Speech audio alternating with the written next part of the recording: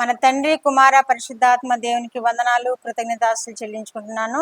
ప్రియమైన దేవుని బిడ్డలారా, దేవుడు మనల్ని ప్రేమించి ఇచ్చిన ఈ నూతన దినం కొరకు దేవునికి వేలాది వందనాలు స్తోత్రాలు చెల్లించుకుంటున్నాను.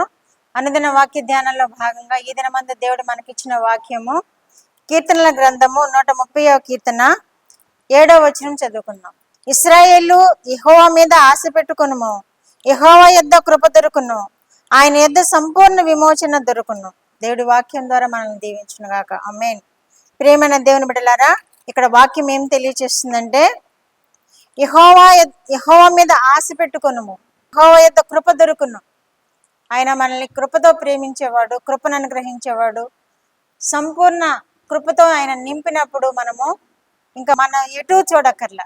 ఆయన వైపు మనం చూసినప్పుడు, ఆయన మీద ఆశ పెట్టుకున్నప్పుడు ఆయన వద్ద మనకి కృప దొరుకుతుందని ఈ వాక్యం ద్వారా మనం నేర్చుకోగలుగుతాం. ఆయన వద్ద సంపూర్ణ విమోచన దొరుకును.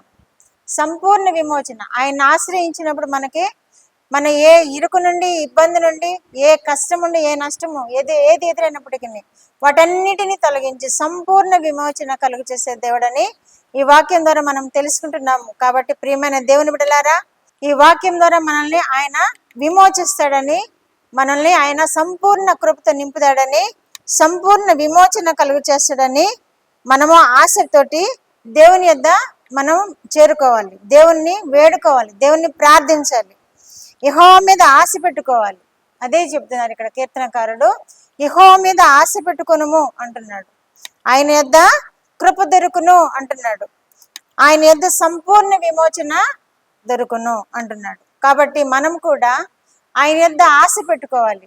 ఆయన ఇశ్రాయేలీలు ఆశ పెట్టుకున్నప్పుడు ఆయన సంపూర్ణ విమోచనతో నింపాడు. ఇశ్రాయేలీలు ఆశ పెట్టుకున్నప్పుడు ఆయన సంపూర్ణ కృపను అనుగ్రహించాడు. ఇశ్రాయేలీలు ఆశ పెట్టుకున్నప్పుడు ఆయన సంపూర్ణ విమోచనతో వారిని నడిపించాడు, కాపాడాడు, సంరక్షించాడు. మనము కూడా ఆ దేవుణ్ణి మనం ఆశ్రయించినప్పుడు, ఆయన యొద్ద కనిపెట్టుకున్నప్పుడు ఆయన యొద్ద కృప దొరుకుతుంది, సంపూర్ణ విమోచన కూడా కలుగుతుంది. ప్రియమైన దేవుని బిడ్డలారా, మీరు దేవుని యొద్ద విచారణ చేసి దేవుని ఆశ్రయించి ఆయన సంపూర్ణ కృపకు, సంపూర్ణ విమోచనకు పాత్రలు కావాలని మనం ప్రార్థన చేద్దాం. ప్రార్థన. మా దేవా, మా ప్రియ పరలోక ప్రభువా, మీ పరిశుద్ధ పాదములకు వందనాలు కృతజ్ఞతాస్తులు చెల్లించుకుంటున్నాం నాయన. ఈ సమయంలో మీరు ఇచ్చిన వాక్యం కొరకు మీకు వందనాలు స్తోత్రాలు ప్రభువా.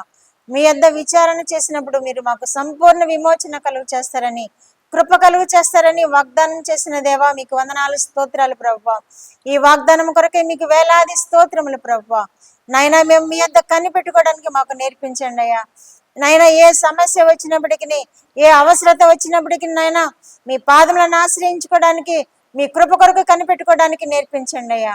సంపూర్ణ విమోచన మీరు కలుగు చేస్తానని వాగ్దానం చేసిన దేవా, మీకు వేలాది వందనాలు స్తోత్రాలు. వింటున్న బిడ్డలందరినీ అట్టి కృపతో నింపండి, సంపూర్ణ విమోచనతో ఆశీర్వదించి మహిమ పొందమని యేసుక్రీస్తు వారి పేరిట ఈ మనవులు మీ పాదముల వద్ద వేడుకుంటున్నాను పరమ తండ్రి. ఆమేన్.